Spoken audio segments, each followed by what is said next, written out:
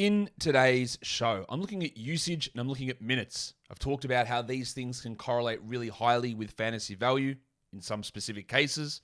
And we're going to talk about guys who are projected to see big increases and big decreases in both of these stats. Michael Bolton, is his usage going to decrease? I doubt it. Thanks, Josh. It's Michael Bolton here, and it's time for another episode of the Locked On Fantasy Basketball Podcast. Let's get to it. Let's get to it, indeed. You are Locked On Fantasy Basketball, your daily fantasy basketball podcast, part of the Locked On Podcast Network.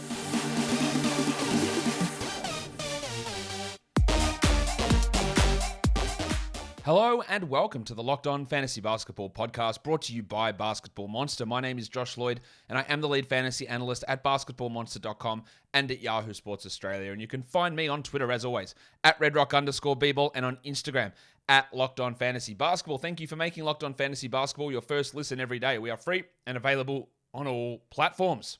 On this day, August the 11th in 2020, Justin Anderson tied the record for the most three-pointers attempted without making one. And that record was 12. He went 0 for 12 in the bubble on August the 11th, 2020. There's a fun stat for you. We are going to talk usage. Now, back when I did statistical correlations, I'm going to do a little bit more on correlations probably next week. We looked at the value of usage and minutes in correlating to fantasy rank. And the biggest correlation we found was someone's assists correlating with their turnovers. You have high assists, you have high turnovers. Highest correlation. But the next highest ones were usage and fantasy points, minutes and fantasy points, and minutes and fantasy category rank. Usage and category rank didn't necessarily go together, so bear that in mind if you're in a category league. Usage is not, and it's very, very far away from the be-all and end-all of value. But for points leagues, usage and minutes, the more they go up, the more the player's value goes up. And in category leagues, the more the player's minutes go up, the more their value goes up. I mean, that seems pretty obvious, but it is something that is worth remembering and worth thinking about and having that little tiebreaker in your head. If someone might play 28 minutes or they might play 36, well, you want to lean towards that guy that's going to get more minutes in general. That's a general rule. There's always going to be exceptions. There's going to be different things you need to build, but it is important to know that those correlations exist. So what I'm going to do here is have a look. Now, I have done 2 passes over my projections for Basketball Monster, which will be released next week, Monday, August the 15th. That's US time. Probably sometime around midday on August the 15th, I would guess. So I've done 2 passes. So I'm basing this off my own projections. Some of this will change marginally before it's released. A lot of it will change in the next 2 months before the season starts because we get more data on injuries and trades and rotations and preseason and coach speak and all that sort of stuff. All that will change. But as we sit now, I'm going to go through the players who had the 5 highest increases in usage based on this year to last year, 5 highest decreases, for relevant players, of course, and minutes increases and decreases as well. So, Warnie? Let's get it on, Gilly. I was going to flick the screen over then, but I just got to explain something before we go on. What is usage? It gets thrown around all the time. Oh, this guy will just get more usage. All right, what does usage mean? It's very important that you know what it is because it gets misconstrued a lot. Usage has absolutely nothing to do. It is not anything to do with how long you have the ball in your hands. It is not anything to do with passing or assist numbers. There are other metrics, true usage, box creation, that sort of stuff, which tends to include things like passing and assists in there. But usage is a relatively simple calculation that tells us what percentage of a team's possessions does a player end when he is on the court. There are 3 ways to end a possession. You either take a shot, a field goal attempt, you take a free throw attempt, or you turn it over. That is all that usage measures. So, usage is shot attempts, free throw attempts, and turnovers. You might have the ball in your hands 22 seconds of a 24-second shot clock and pass it at the last second to try and get an assist. Shout out Rajon Rondo. And that counts as 0 usage. That's not usage at all. It has to be a shot, a free throw attempt, or a turnover. That is what usage is. League average usage is 20% because there are 5 guys on a court at a time. So that's 100% usage. 100 divided by 5 is 20%. So when we say above league average usage or below, it's 20%. 20% is the average mark. Remember that. High level usage guys can be 34, 35. That's your Doncic's and Giannis's and LeBron's and those sort of players. Well, LeBron's not necessarily 35, but that sort of level of guy is up at that area. Over 30 usage is really good, really high level. But it is important to note that that's what usage is. It is scoring attempts or turnovers. That is all it is. It's not assists. It's not assists at all. Now, I've said all that. Let's have a look at 5 players, the top 5 players that I project to increase their usage in this coming season. Again, trying to include the mainly relevant guys, the guys that I see as top 200-ish sort of players. So, let's have a look. You're not going to be shocked, I don't think, by this. Keldon Johnson. I think he's going to see a big jump in usage. DeJounte Murray's gone and it was replaced with nobody. So somebody, much like DeJounte the year before when DeMar DeRozan left, somebody had to take on the usage. Murray jumped up like 4 percentage points. I think Keldon jumps up 4 or 5 here himself. I wouldn't be shocked if Devin Vassell could crack this list. He's not on it, but he could. But Keldon, getting one of the biggest usage jumps, in fact, the biggest, I think, of the relevant players, he will get the biggest usage jump. He was, at the end of last season, able to increase some of his peripherals a little bit more rebounding, a little bit better shooting. I think he's got a real chance to put up some big numbers this season. I don't necessarily think they're going to contribute really highly to winning, but they are going to help contribute highly to fantasy value, especially in points leagues. I think Keldon's going to have some really, really interesting numbers, and it could change. They might say, Josh Primo's our number 1 guy, who, if you're watching on video, you can see he's number 2 on this list. They might say Devin Vassell is our offensive engine. I really don't think that'll be the case, but they could. And as I said, Primo, he's second on this list. His usage wasn't particularly high as a first-year player, and I'm not even convinced that he starts or plays 30 minutes a night. But I think he might be around a top 200 player, and he's going to probably get like a 4 percentage point usage boost, I would guess, maybe 5. Because, again, the absence of Murray, someone needs to get that role. And they've been experimenting with Primo as a ball handler, getting him in either as a starting point guard. I doubt it. I think that'll be Trey Jones, but maybe it's Primo, or at least playing that role somewhat as a backup. And he's probably at this point ahead of Wesley and Branham, even though maybe you might disagree whether they should be or not. I think he will be. And I think he's going to see that usage spike. Johnson, while we look at him as probably like a top 60 player, I would guess. Maybe I'm just talking out of my ass. I should have a look to see where I've got him. Yeah, that's about right. Top 60. Primo is not that level.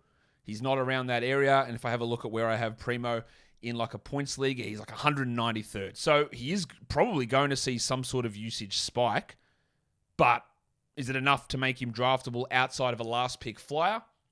But he's the sort of guy you want to take a flyer on Josh Primo with your last pick rather than Mason Plumlee or Kentavious Caldwell-Pope, who's got nowhere really to go. Like, they're not going to go up huge amounts. Whereas Primo, in the first week or two, you'll figure it out. You'll go, oh, okay, well, this is great or this is useless. And then see you later. That's what you do with your last pick. So those two guys, interesting usage increases, I think. I think Jalen Green is going to get a really big bump in his usage as well. Now, it's not like Jalen Green had a low usage last season. Like, he got the ball a lot for Houston. We know this. But second-year player saw an increase in efficiency towards the end of last season. And I think he's going to just take on a larger, more important offensive role. It's not like they grabbed Paolo Banchero, who's a decent usage player. Jabari Smith's a lower usage guy to slot in there. I think that Green can push closer to 30 than to 25, around that area. And he, last season, was not particularly good as a fantasy player. Was he 157th? I think that he really does push forward into the first 6 rounds this season. And if he finished top 40, I wouldn't be shocked. I wouldn't draft him there, but I wouldn't be surprised. I expect a really big usage increase. Also, a pretty big efficiency increase from Jalen this season, or at least sizable when you look at what he did over the course of the season as he gets more comfortable and the team and him start to develop that chemistry together. So I think Jalen's a pretty big usage bump player. And then we go to Indiana. Tyrese Halliburton's going to get a usage bump. Now, he is not going to be a 30 usage guy, a 27 usage guy, But he was subsisting on like 18 usage in Sacramento, like low, below average type numbers. And I think, while he's not going to be this guy who just seeks out his shot, and he probably doesn't average 20 points per game because it's just not really his style, but maybe he gets to 18 or 19 and he gets that usage up 3 or 4 percentage points. And while I probably wouldn't take him in the first round of fantasy drafts, I know I took him first round of the Dynasty mock yesterday. That was Dynasty. I think at the start of the second round, he's going to be totally fine. Now, there is a risk, I guess, this tends to happen, increase usage, decrease efficiency. And part of the appeal of Halliburton over his career, his 2 years so far, has been really elite efficiency, as well as elite defensive numbers. And that's another thing. Usage increases, defensive numbers tend to decrease, as well as efficiency. So that might balance it out and leave him in that 20s range versus pushing into the 10 to 14 range. But I think he's going to get enough of those extra shots to push that scoring up, push the three-pointers up, and hopefully he maintains a level of efficiency to still be valuable for us. And his teammate Miles Turner, I think, is also going to get a pretty significant usage bump for as long as he's in Indiana. They're going to play a whole season without Brogdon and a whole season without Sabonis. I don't know if Turner's going to be there opening night. I don't know if Buddy Hield's going to be there opening night. I don't know what Buddy Hield's role is going to be. But Turner's a guy that I think has been criminally underused offensively, and he might only go from 18 usage to 21 usage, but a 4 percentage point boost in usage is significant enough. There is a significant risk with Turner, with the injuries, with trades, all that sort of stuff, but I do think that he is going to be someone that gets a pretty big bump in his usage rate. I'm also going to get a bump of my usage rate of BetOnline because it is the fastest and easiest way to check in on all of your betting needs. You can find all of your favorite sports and events on the #1 online source for odds, lines, and games. Find your reviews and news of every league, including Major League Baseball, NFL, NBA, NHL, combat sports, esports, or even the old golf, the old stick and ball. BetOnline continues to be the top online resource for all your sports wagering information, from live in-game betting, scores, and podcasts. They have you covered. NFL preseason coming up. Deshaun Watson apparently is going to start for the Browns. Cool. Against the Jags. They are 1.5 point favorites there for that game on the 12th of August. So you can check those odds over at BetOnline. BetOnline, go there today or use your mobile device and check all of the latest information and all of the action happening today. BetOnline is where the game starts. Let's look at guys I think are going to drop in their usage.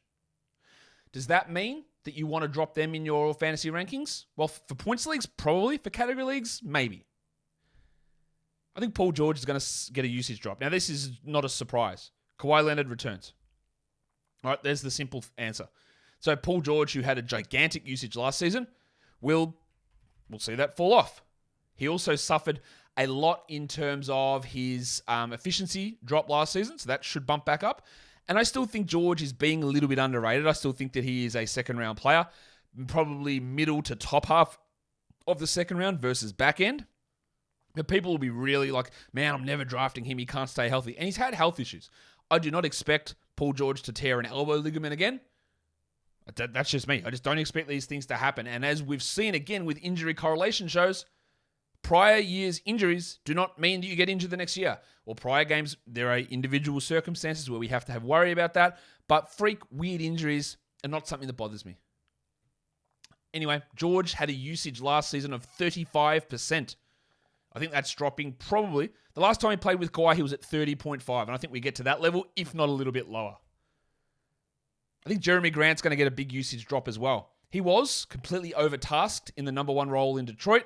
And now he heads to Portland to be behind Damian Lillard, probably behind Anthony Simons, and equivalent to, say, a Yusuf Nurkic in that lineup in terms of offensive option. That is where Jeremy Grant should thrive. Now, the problem with that is he's a terrible rebounder, not a good steals or blocks guy. And efficiency can be an issue, and he's probably not going to have the assist opportunities he had in Detroit. And I think this is going to take him well out of the top 100 range. But he is still going to have a little bit more value. Maybe efficiency rises somewhat, given the lower offensive load. But for a guy, especially in points leagues, that was putting up 20 points per game and big fantasy points, his usage, I think, is going to fall off pretty considerably. And I think you should really be looking at that when considering when or if you're going to draft Jeremy Grant, what you need to do with that. Because I just can't see how Grant, who again was putting out outsized numbers for his talent level last season, I don't see how he's going to be able to maintain that level of production. I don't have Jeremy Grant in category leagues as a top 100 player. this season, and I'm just going to bring it up and have a look at where I've got him in points leagues. But last season in category leagues, he was 66th. I've got him outside the top 100 for this coming season. If we have a look at where he is, or I've got him projected for points leagues, I've actually got him outside the top 100 there. The last time he was in more of this 3-and-D role in Denver in 1920, he was 167th in points leagues, averaging about 22 fantasy points. He averaged 26.5 the year before that for the Thunder, and I think that 26.5 to 28 fantasy point range for Jeremy Grant this season is more realistic versus the 32 that he did average last season. I think Markelle Fultz is going to get a drop in his usage. I think Markelle Fultz will start over old mate Cole Anthony. But towards the end of last season, Fultz was putting up some really, really strong numbers. He only played 20 minutes a night, but he had a usage of 27%. I'm just not convinced on a team with Wagner, with Anthony there as well, with Suggs getting some shots, and with Banchero coming in, that Fultz is going to have a 27 usage. His first season in Orlando, he had a 22 usage. His season when he tore his ACL, which was only 8 games, he did have 27, and then he had 27 last season. But that is a sample size of 26 games. And again, when you're playing with Anthony, with Suggs, with Banchero, with Wagner, I don't think that Fultz is going to come out and be the absolute number one usage player. So I think that little sample was great, and I think he's a draftable player. I think you look at him as, perhaps a top 100 points league guy, and probably like 100 to 120 in category leagues. Let's check where I've got him. I've got him in that range. I think that's about right for Fultz, but I expect going to see a drop in usage. Much like Paul George, Norman Powell's usage, I would expect to drop off. He played on a Portland team that had an injured Lillard, had an injured McCollum, and then went to a Clippers team that had an injured George and an injured Leonard. And then he got injured himself.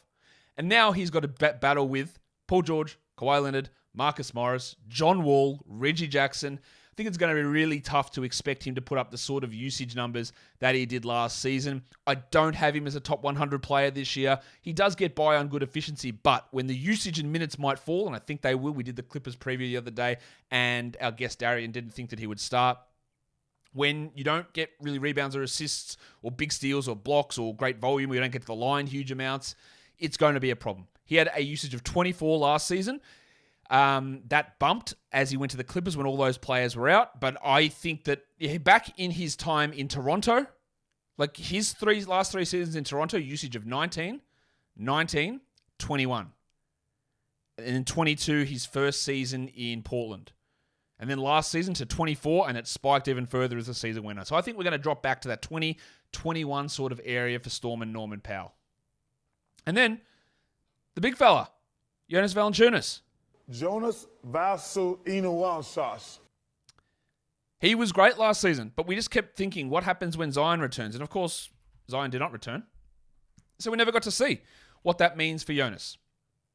Valanciunas, I think we'll see a drop in minutes this season. He was, 35th in fantasy last season for category leagues? That's without doubt a really good number. He was 43rd in points leagues. He had a 24 usage. The year before in Memphis, 22. The year before that, 21 usage. With Zion returning, with a full season of CJ, with Ingram still there, and who knows what happens if Kevin Durant ends up arriving, I don't know. But I think we'll see lineups with Zion at center. Yes, Jackson Hayes got to get into that mix as well. Devontae Graham's around. I just find it hard to see Valanciunas maintaining 24 usage when it could easily be back at 20 and maybe some minutes lost as well. Again, I don't see a top 50 finish coming for Jonas, where he was last season in both points and categories. I would look to drop him probably a couple of rounds for them. I'm a little bit worried about how it all plays out with that new sort of lineup. So let's look at minutes. Who do I think is going to increase in minutes the most? And again, it could go from 0 minutes to 15 minutes, and that's a big increase in minutes, but I don't think it's really relevant. So I tried to weed out the guys that aren't going to be relevant, and these are the players, the top 5 players I think that are going to increase in minutes the most. I think Trey Jones is a pretty obvious one. I do believe that he starts at point guard. That might mean 28 to 29 minutes a night, might mean 34 minutes a night, and he was nowhere near that level last year in San Antonio. He was not remotely close. He wasn't even a top 300 player in fantasy last season. Yahoo still has him as 322nd on their rankings, and ESPN has him ranked exactly nowhere. So yeah, we're going to get some value probably for him in a draft, but I think top 100 is a distinct possibility. Yeah, I think 28 to 30 minutes is a distinct possibility when he played under 17 last season. So I think, is going to be a big winner. And I think Jalen Smith is going to see a big jump. Stand by your man! Yep, we'll stand by our man. Now, Jalen Smith didn't do a huge amount in Phoenix, but then came across to Indiana and put up some good numbers. They have weirdly already said he's the starting power forward. I don't know why they've already said that. And this is a common misconception I get. People, man, Isaiah Jackson, man, why don't they start him at the 4? Because he's not a power forward. I think that should be pretty straightforward to me. But people will look at position designations they see on ESPN or they see on Yahoo and they go, Isaiah Jackson's a power forward. I don't think he played really a single minute of power forward at all last season. He is a center, and a Turner-Jackson front court combination, I'm not really sure that works. Yes, they can both sort of shoot a little bit, but not really. Isaiah Jackson, by the way, never shot threes in college. Took some last season, was okay at it. I don't think that really works defensively. They can both protect the rim, but you can't both protect the rim at the same time. So getting Smith out there, who's a little bit more mobile and a little bit more willing of a shooter and a better shooter, makes some sense. And I think eventually they want to move off from Turner, and then you go with a Sticks and Jackson front court. But in saying all of that, I do think that we're going to see some pretty big bumps from Smith. I think that he played 18 minutes a night last season. Like, if he played 30 a night this season, don't be shocked. That's a top 80 sort of player I would expect in points leagues, and probably close to that in category leagues as well. There's going to be, I think, a pretty sizable jump in his playing time. When you look at Moses Moody.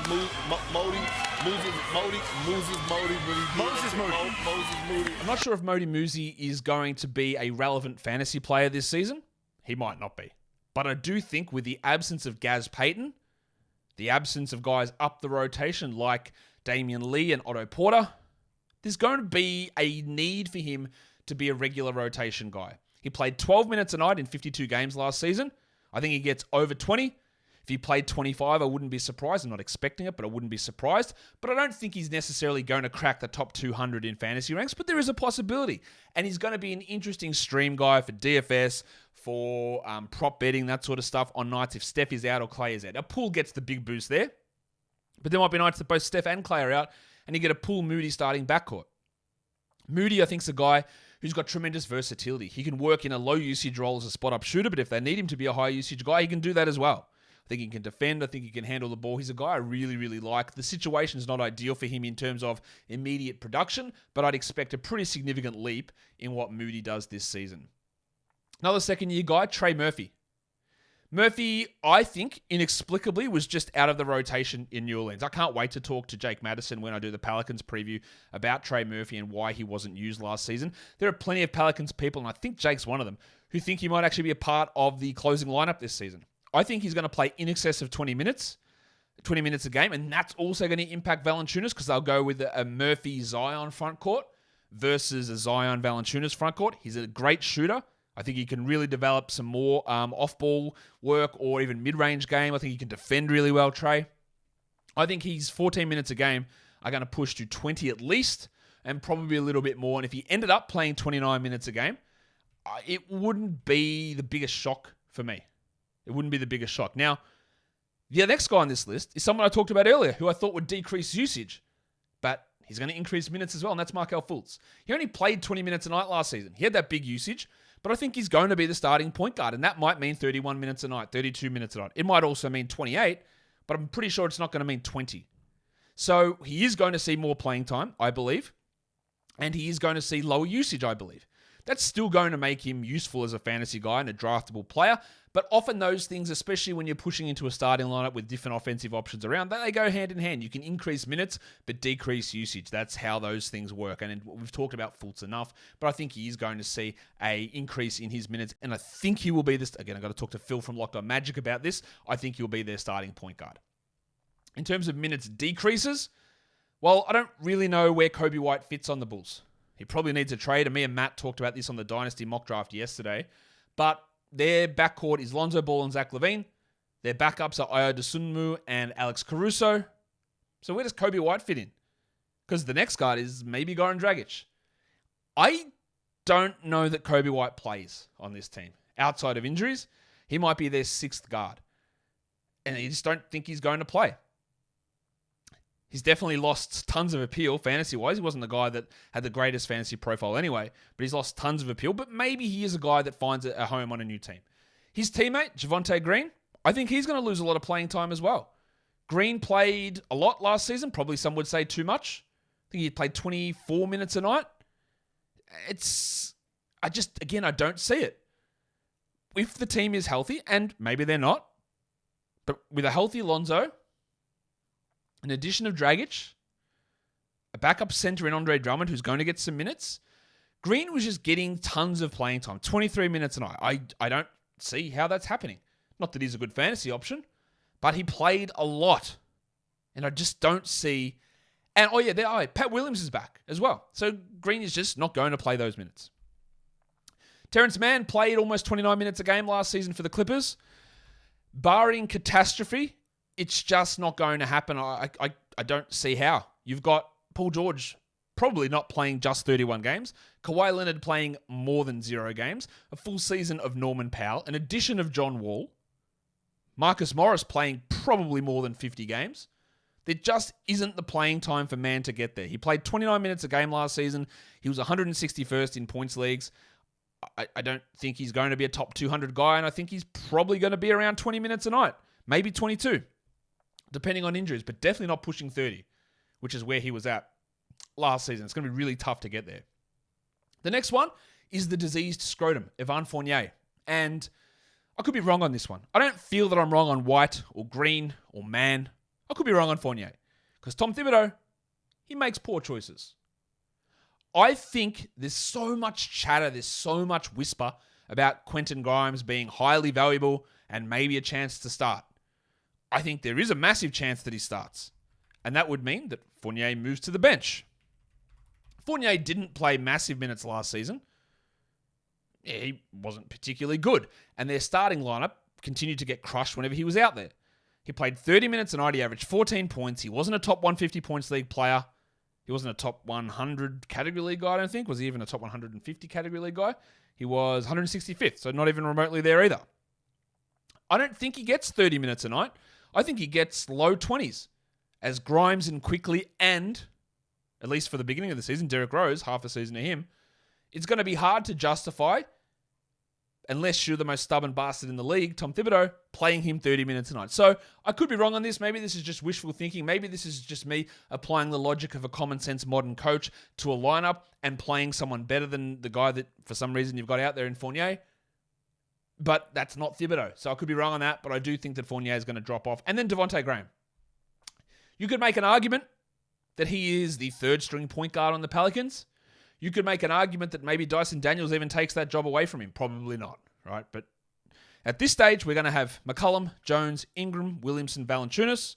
You're going to have Trey Murphy coming off the bench. You're going to have Jose Alvarado, who outplayed Graham down the stretch last season.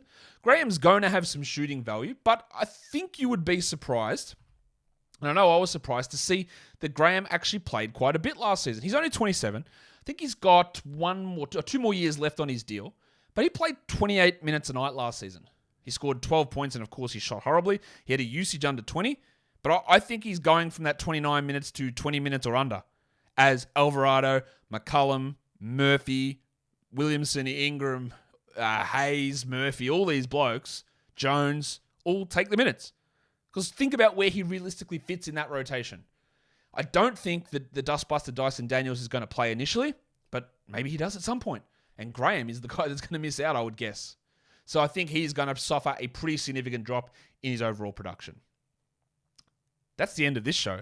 I am going to have some team preview shows coming over the next few days. There'll be another one of those today, Dallas Mavericks. We're going to be covering the Wolves, the Bulls, and the Kings over the next 3 days as well. And then we'll figure out what we do after that. Follow this podcast. You'll never miss a show. Apple Podcasts, Google Podcasts, Stitcher, Spotify, and on the Odyssey app. If you're here on YouTube, thumb it up. Leave your comments down below. Guys, we are done here.